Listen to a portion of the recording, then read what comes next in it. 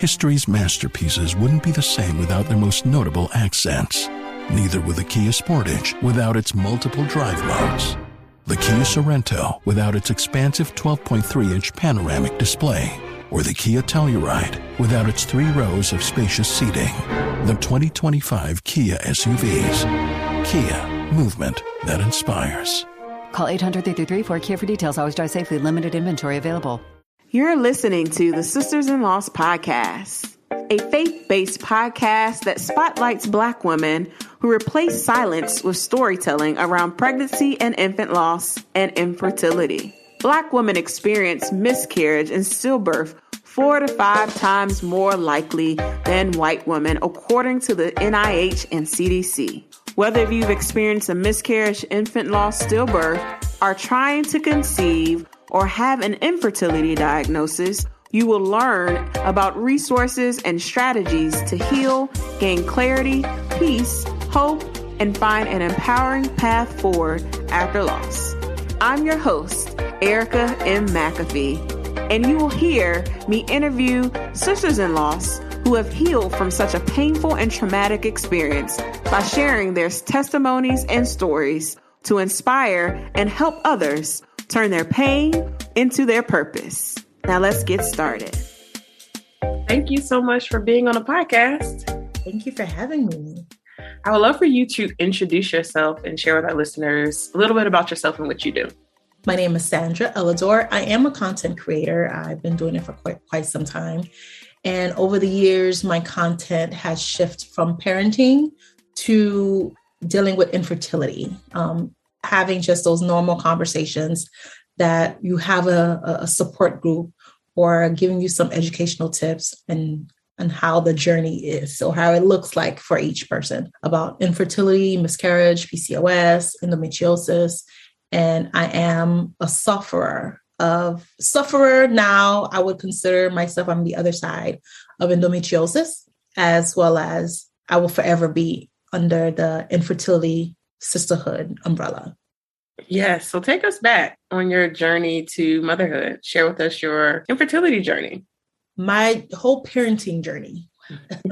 It's a book all on itself. And maybe someday I'll sit long enough to write it. But the journey started when my husband and I, years ago, we dated in high school. Unfortunately, it was one of those relationships that my parents didn't know about, and we got back together as adults.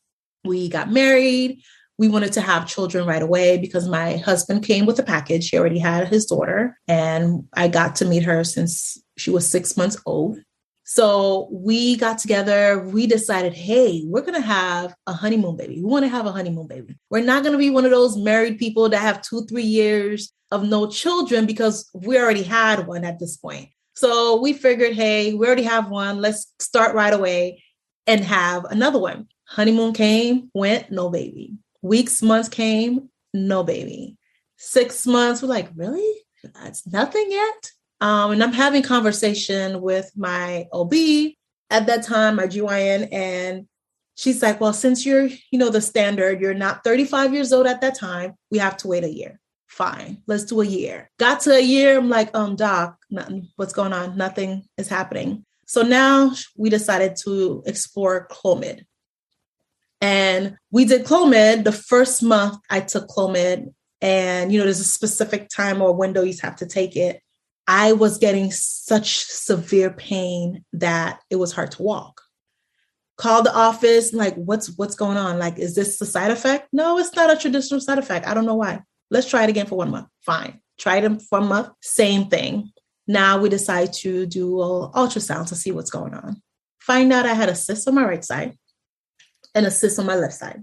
We waited 1 more month to see if it changes. The cyst on the right side got bigger, and the cyst on the left side started shrinking. So now we decided to do an exploratory surgery.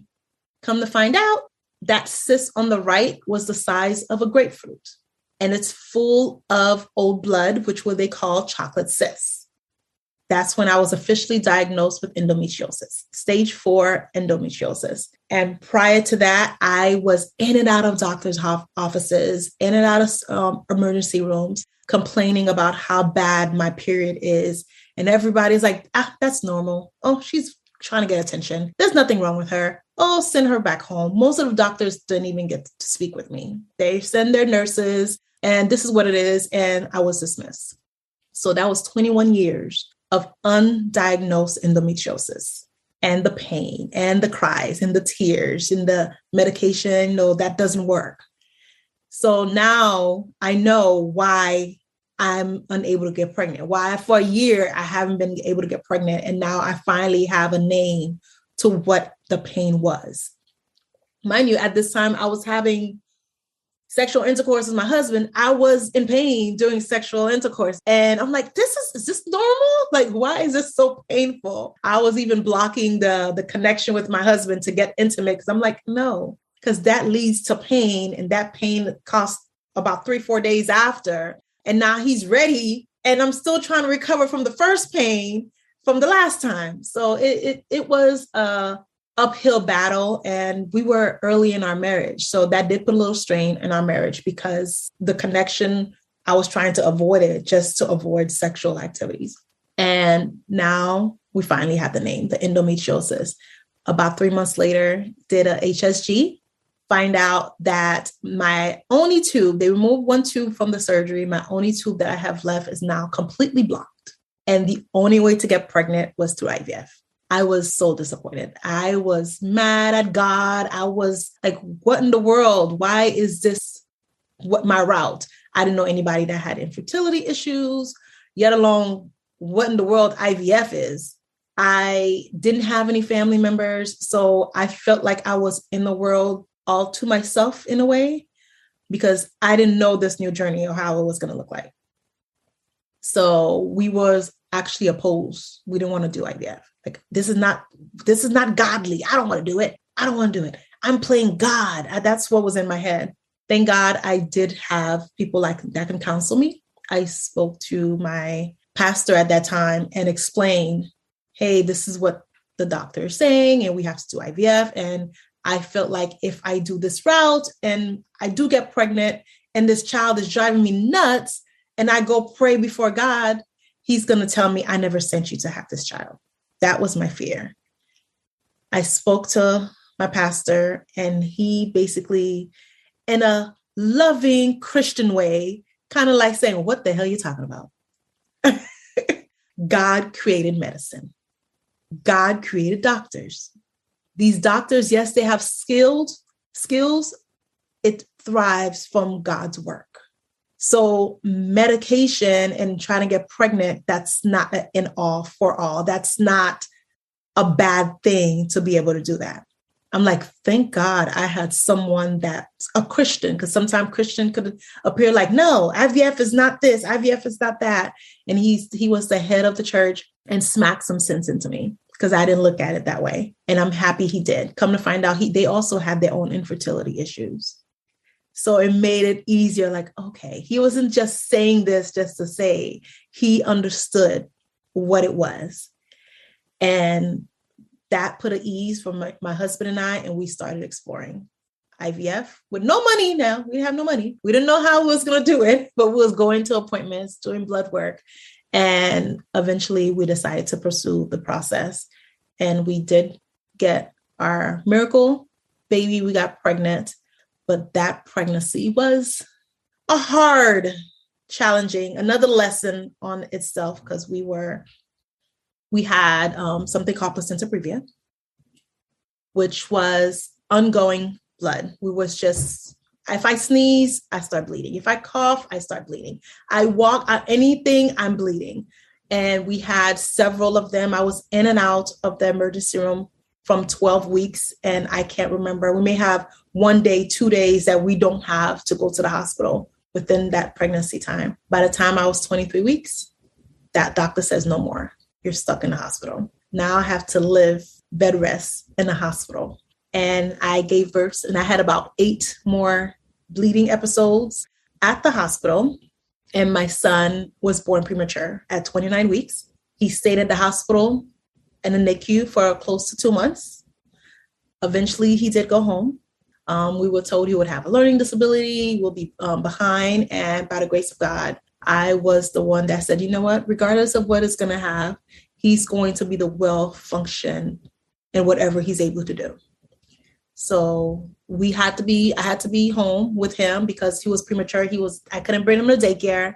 I had to be his sole provider at home because, when they're so young, immune system is not working properly. So we were home.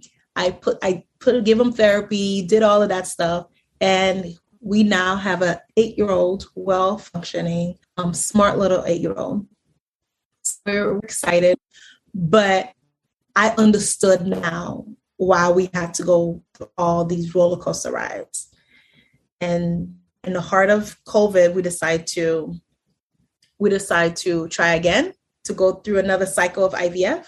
Unfortunately, before we officially started, like during the prime, I was told, sorry, we can't continue with IVF because your eggs are just not popping up.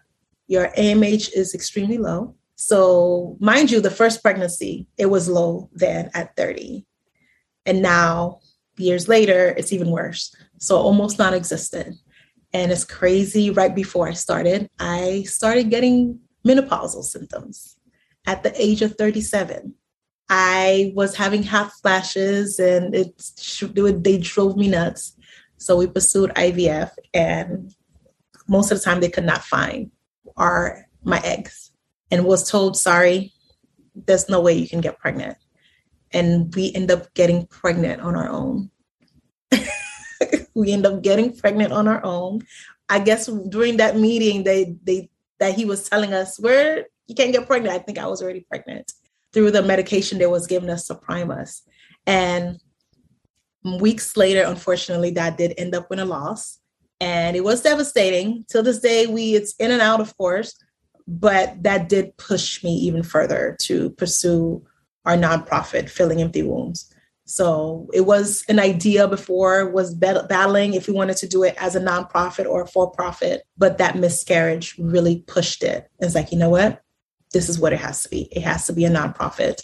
It has to be that we're giving service without having to charge, that we're giving it because we're trying to fund it or we're getting funds in other ways for women that looks like me, women that doesn't look like me, that just need that break, that they'll be able to fund for their infertility treatment, help with bereavement during miscarriage, and even college scholarships to children born as a miracle through infertility. So that's literally almost like the story in Egypt, but was our crazy road to parenting that got us here as a nonprofit now. So it's almost like you birthed another baby out of your loss experience. So the follow-up, have you all started to consider going forward in other alternative methods to grow your family, like egg donation or adoption, or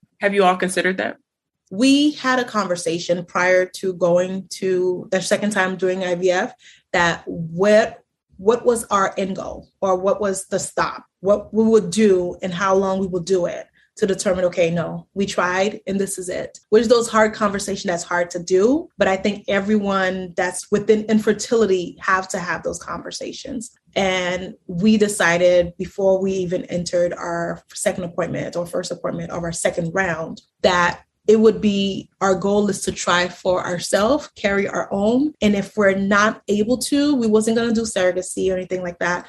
Our next step would just be adoption. So try for ourselves. And if that's the way, if it doesn't work, we'll just do adoption. And that is something that is still open for us. As of right now, that's not something we're actively pursuing. Now, if a baby come knock on my door, yes, this is ours, we're keeping. However, it's not something we're pursuing at the very moment, but that is something we know we will pursue in the future. Wow. So let's go back to you talking about endometriosis in stage 4, because I don't know if people understand the different stages of endometriosis and really what the symptoms look like, because it could be different or it could be the same. So can you explain that, like what the stages are what stage 4 meant for you, and then what the symptoms that you were experiencing, or probably were experiencing probably since you started menstruating, like when you were probably a teenager, all the way up until when you were trying to conceive. Yeah. So can you explain that more for our listeners? Mm-hmm. The different stages, a lot of people just assume that stages of endometriosis almost like stages of cancer. And it's not that's not what it is. And you can have stage 4 and have no pain, just like you can have stage 1 and have all the pain in the world. So it's literally how it looks like from the inside in the doctor's view. It's not based on pain at all, because you may have that stage 1, but once the doctor goes in, it's not as bad. It doesn't look bad. However, maybe that part of that endometriosis tissue or whatnot fell on a nerve, and that's what caused the pain. So the pain is not the level. It's basically what appears on the inside and what the doctors could determine based on what the inside looked like. Oh, you are stage 1 or you are stage 2 or whatever your stages are. So I was a stage 4. That means in there was pretty messed up. It was pretty messed up, and which was, of course, the big old chocolate cyst, which what they call the cyst that I have. Because if you burst that chocolate cyst, or drain, I should say, it looks like it's old blood, but it looks like a chocolate. It looked like chocolate lava, basically. That's why they call it chocolate cyst. However, I'm happy that it did not burst on its own, because then if something like this had to burst, that's immediate surgery and hope you make it through, because that's hemorrhaging. That's consists of blood loss, and they have to find out where this blood is even coming from. So I'm happy we found it, but I hate that it took 21 years for me to even know what it was.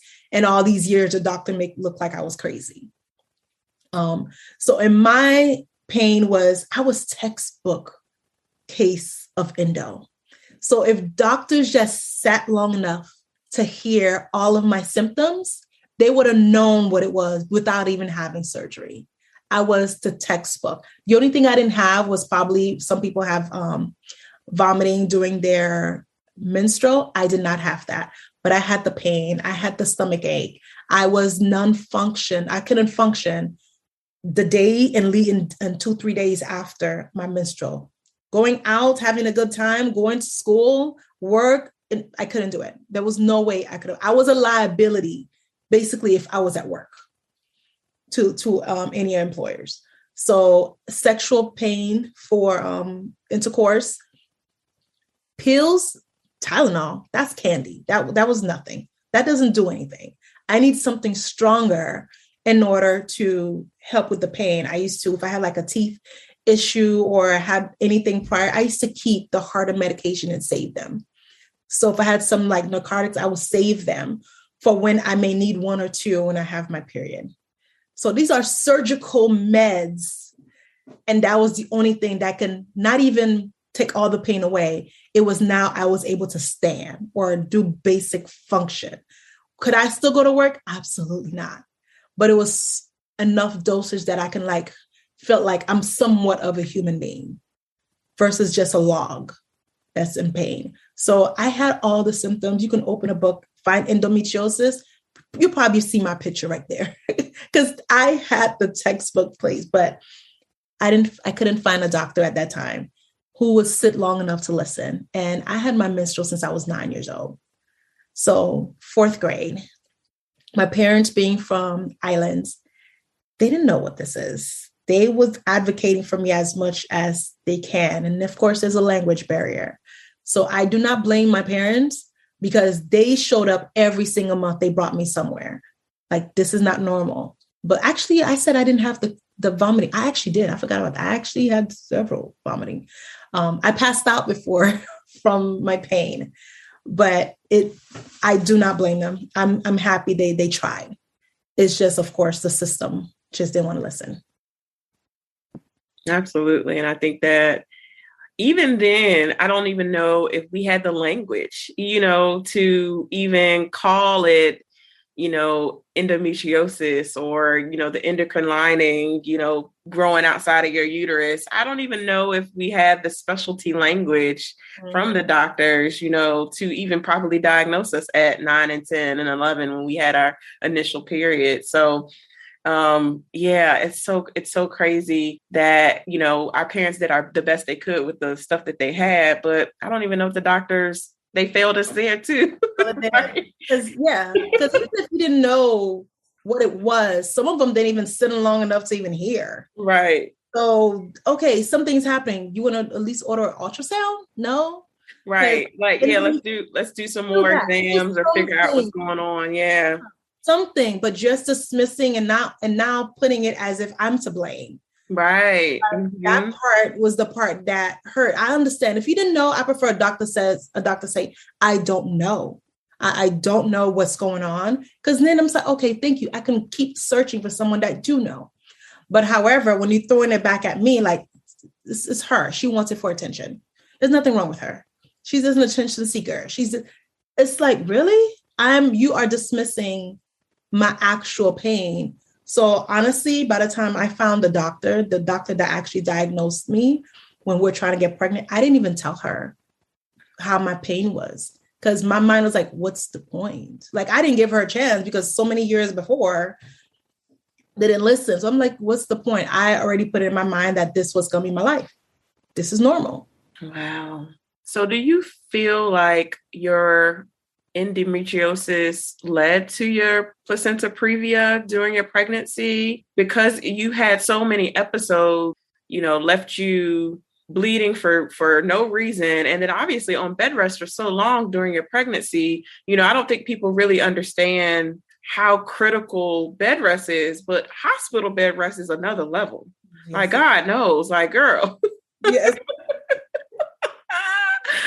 That's another level. So did that doctors ever come back and say, hey, maybe this is related, or, have you researched that? Or I'm curious. I actually have asked, and they like, you know what? They don't know. To me, it feels like it is, only because there's so much damage that can cause from your uterus. When you have endometriosis, there's so much scarring and scar tissue. And I've had 2 surgeries for my endo. So all that scarring, because what they were saying with the placenta previa is that my placenta wasn't moving to where it needed to be. It is at where basically the uterus, the ending or the exit point where a baby will come out, my uterus was there. So I knew right off the bat, as soon as I found out at 12 weeks that the only way I can deliver this child is through C-section. Like, natural birth was not an option for me because I'll be delivering the placenta first, which can cause hemorrhaging. So I always ask that.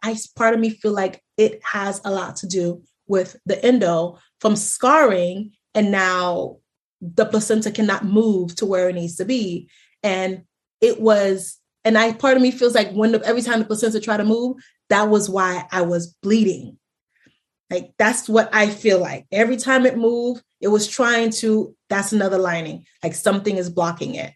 So I don't know if that is the truth or if there's more research out there, but I haven't really found one that has connected to the two. But I did ask my nurse at that time, because since I was living in the hospital, I became friends with the staff. And I did ask her, she did share, she had placenta previa. It was not as bad as my case. And I did ask her, and she said she also has endometriosis. So part of me feel like there's a link. Is there research about it? I'm pretty sure there's not. I don't know for sure, but yeah, I don't know if it's a link in the research, and I definitely don't know. I definitely know that there's not a link with Black women with endo and placenta previa. But the reason why I asked that question is because I interviewed another lady, similar situation. She did have placenta previa and she had endo as well. And I asked her the same question, and she was just like, I don't know. And I'm like, well, maybe there is a link now, now that we're talking about it.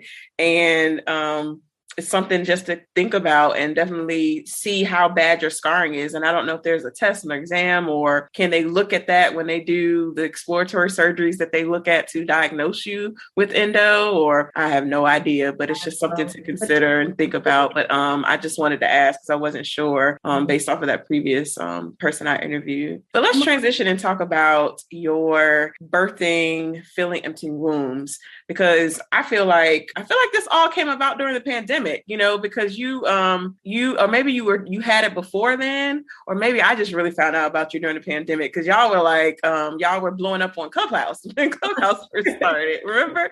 Yeah. So I would love for you to talk about obviously you talked about how it came about from your loss experience.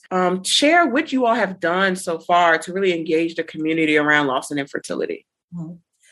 Our infertility platform, it started in, I don't remember what year, honestly, from the top of my head when we actually started, but I always knew that this was going to be something I had to share. Like as soon as we decided, yes, we're going to go through our infertility treatment, I always felt in my back and through my bones that this is something that I will have to share. However, at that time, I didn't feel like it was right then, at least not publicly, but if somebody was near me or a stranger passed by, I'd have no shame. I'm like, yes, I had gone through infertility treatments. Yes, because my therapy is by sharing, that I heal every time I speak. So it's for, maybe that's my selfish reasons, but I needed to, that's my mental, that's my self-care or my mental or something. But I always knew that this was going to happen. However, I didn't get the official okay. It felt like it was literally something falling from the sky. I was having a prayer moment and I literally felt like something fell in my lap and all I heard was, it was time. And I knew exactly what it was. It wasn't like a time for what? No, I knew exactly it was time, what it meant. And I called a couple of my prayer sisters and brothers at that time. And like 2 or 3 days later, they all was at my house. We were brainstorming. None of them had infertility issues, but we were brainstorming about what was happening, what we're going to look like, what it's going to look like. And one of them even helped me come up with the name Filling Empty Wounds. So it was, that platform was already there, but it was just a platform. It wasn't something that was infertility related, but it was just there. It's not until that prayer came up, it's like, this is what we have to do. So we're functioning without a name. We're just functioning, talking to people, whatnot. I planned to do some kind of function and it was canceled, but I knew right off the bat, support group was something that we wanted to do. But I was battling, do I want it to be a nonprofit or a for-profit? At that time, I already had another nonprofit business that's catered to parenting education, educating parents on how to educate their students or their kids. And I was doing that on and off. But when the Filling Empty Wounds sign was like, go, my focus changed. Okay, this is mostly infertility related. I'll come back to parenting. I still do it on the side at home. But now my miscarriage forced me to make that decision based on my emotions and what was happening to me. Going through miscarriaging, it doesn't exist. Like I had to sit on there. I had to battle with God. Like I was done. I was over. I was like, I don't want to cry anymore. Like I'm tired of crying. I'm tired of going through this emotional roller coaster. Hurry up and get over with. I got stuff to do. Like I don't have time for this. And it was like, no, you're going to sit in it. I'll pull up my computer. And remember, I told you I'm a content creator. I would just create content and I couldn't come up with nothing. It was just a blank mind, blank canvas. And then someone called, someone that my mentor's assistant called me like, hey, Sandra, what are you going to do about infertility? I was like, what do you mean? Like, if you're going to do something about the infertility, I want to help you. I'm like, what do you mean? Like, I want to partner up or something because I have my own infertility issue. She has PCOS. She has other things. And at that time, the only thing that can pop up in my head was infertility related. Everything else was still blocked. Only thing was infertility related. And started pursuing that. And in the midst of me trying to heal, we started doing Clubhouse when it opened. and it blew. It went to something else with the support group. I was starting to heal more from there because I was speaking about it. And within last year, we finally got, I think November of last year, we finally got our documentation that we're officially a nonprofit. And I'm excited in what to come. I really, really am. And to be able to speak to women all across the world, places that I've never even heard existed, how African American in Africa are dealing with it. And we think it's a taboo here in America. It's an even bigger taboo there, to almost some people are shunned. Like, you're not allowed to talk about it or even say that you have it. Like, it's almost like you're not human because you have infertility issues. So to be able to have that connection with other people and creating a support group and we can connect, it has given me a high. Like, it's been a high, and I'm able to connect and create these friendships, business or otherwise. And I love it. I could not have done it without God. I could not have done it. And through now, like, I wanted to speak to you about this for a while. I was still in the healing process. And I'm like, I couldn't. Now I'm able to be on the other side of it and talk about it without having to go through the sadness about it and connect in a different way. So I did birth something else. I hate the process that it took to get here, the roller coaster that we had to go through to get here. However, I understand. I understood it now. I understand it now. And I understood it then why. And we're looking, and I'm excited for the journey. Hey, sisters. Wanted to pause quickly for an update from our sponsor, BetterHelp. Did you know that you can get affordable private therapy anytime, anywhere? BetterHelp can help you match you with the right therapist, particularly for therapists of color that are in your area, for yourself, your partner, or even other teens in your home. Let's help match you with the right therapist by using our offer code with BetterHelp. Sisters-in-law listeners get 10% off your first month with using the offer code betterhelp.com/sisters. So for those of you who are listening and looking for affordable private therapy anytime, anywhere, use the code SISTERS to get 10% off your first month. That is betterhelp.com/sisters, and join the Sisters-in-Law community and the listeners all over the world who are using this affordable private therapy with BetterHelp. Once again, that's betterhelp.com/sisters to get 10% off. Thank you so much to BetterHelp for sponsoring today's podcast. Yes, absolutely. So you all definitely go follow Philly and Thunes on Clubhouse. If you're on Clubhouse, for sure, but definitely go follow them on social. You're active on Facebook and Instagram too, right? Yes, I'm not as active as Facebook. We do have a group in Facebook, because being a nonprofit, you're running it all. Oh, yes. You're wearing all the hats. So I had to what I can handle now, what I can do now. Don't say certain things would not ever happened. But for now, I didn't want to run myself thin. So we do have a Facebook group. It's not as active, but you're more than welcome to join that. And once we're popping, you already be in. So what tools or resources, podcasts, books, things that you have read and been a part of that has helped you on your journey? My family has been a big help.